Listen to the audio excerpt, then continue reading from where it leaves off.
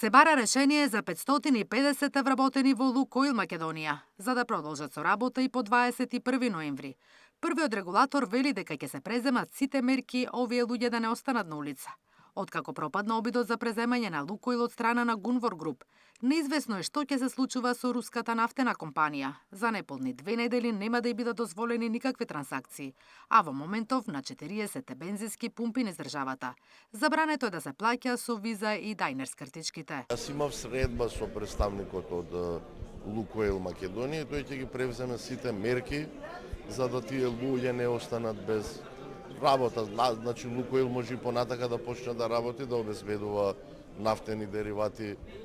До сега во најголем дел обезбедувал од Бугарија, може да обезбедува и од други земји, така да во тој дел треба да дадеме шанса понатака Лукойл и да продолжи да работи.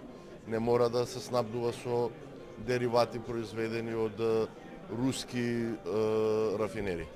Инаку Лукойл присутни се во над 30 земји, а имаат рафинерии во Бугарија и Романија. Денеска романскиот министер за енергетика на социјалните мрежи напише дека и тие, по примерот на Бугарија, ќе го национализираат имотот на руската нафтена компанија. За да не се соочат со недостиг на нафта, подготвуваат закон за преземање, со што ќе обезбедат целосно усогласување со меѓународните ограничувања, ќе се заштитат работните места на 5000 вработени и ќе се гарантира стабилноста и безбедноста на националниот енергетски систем, напиша на Фејсбук романскиот министер за енергетика Богдан Иван. Бугарија пак е загрижена дали ќе има доволно гориво, откако ќе стапат санкциите на сила. Резерви има само за 1 месец, затоа бараат владата да ги активира договорите со Европската унија, со оглед на тоа дека 50% од готовите горива и дел од суровата нафта се произведуваат во други земји од унијата.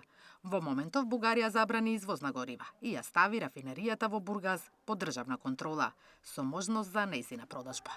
Наташа Мерсовска, Сител телевизија.